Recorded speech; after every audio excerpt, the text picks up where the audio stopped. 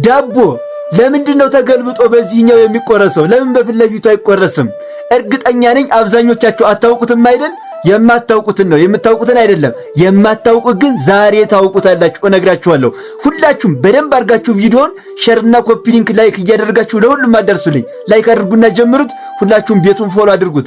ይሄ ዳቦ በዚህ ተገልብጦ የሚቆረስበት ራሱን የቻለ ሃይማኖታዊ አንድምታ አለው። ምንድነው ካላችሁኝ፣ እግዚአብሔር አምላክ አብርሃምን ልጅህን ይስሐቅን ሰዋልኝ ብሎን ነበር። አብርሃምም ልጁን ይስሐቅን ሊሰዋ ወደ ሞሪያ ተራራ ይዞት ወጣና ይስሐቅም ማለት ነው ሊሰዋው። ይስሐቅ ሲመለከት እንጨቱ አለ፣ እሳቱ አለ፣ ሁሉም ነገር አለ። በግ ግን የለም የሚሰዋ በግ። እና ይስሐቅ አብርሃምን እንደዚህ ሲል ጠየቀው፣ አባቴ ሆይ እንጨቱ ተደርድሯል፣ እሳቱም ሁሉ ነገር አለ፣ ነገር ግን የመስዋዕቱ በግ ወዴት አለ አለው።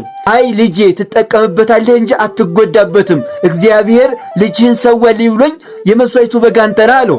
ያን ጊዜ ይስሐቅ እሺ አባቴ ታዛዥ ነኝ፣ ነገር ግን እኔ ወጣት ነኝና ስፈራገጥ እንዳላስዋጭር፣ እንደዚሁም ደግሞ ልጅ ነኝና ወደ ላይ አድርገህ ከሰዋኝ አይኔን አይተህ ሳስተህልኝ ትተወኝና ከእግዚአብሔር ጋር እንዳትጣላ አይኔን ወደ ታይ አድርገህ በማጅራቴ ሰዋኝ አለው። ይስሐቅ ማለት ነው አባቱን አብርሃምን።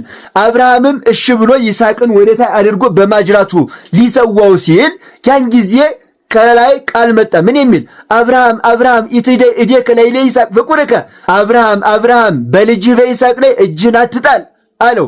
ዞር ሲል ነጭ በግ በዕፀ ሳቤቅ ታስሮ አገኘ ማለት ነው አብርሃም። ነገር ግን በህሊናው አብርሃም ይስሐቅን ሰውቶታል። እና ይሄ ዳቦ ዛሬ ተደፍቶ የሚቆረሰው በዚህ በጀርባው የሚቆረሰው ማለት ነው የይስሐቅ ምሳሌ ነው።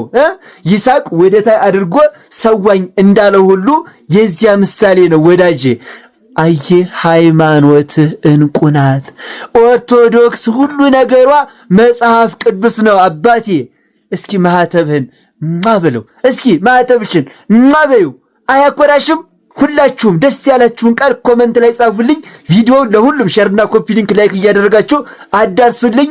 ቤቱን ፎሎ አድርጉ፣ ይጠቅማችኋል። ወዳችኋለሁ። ክብር በሉልኝ።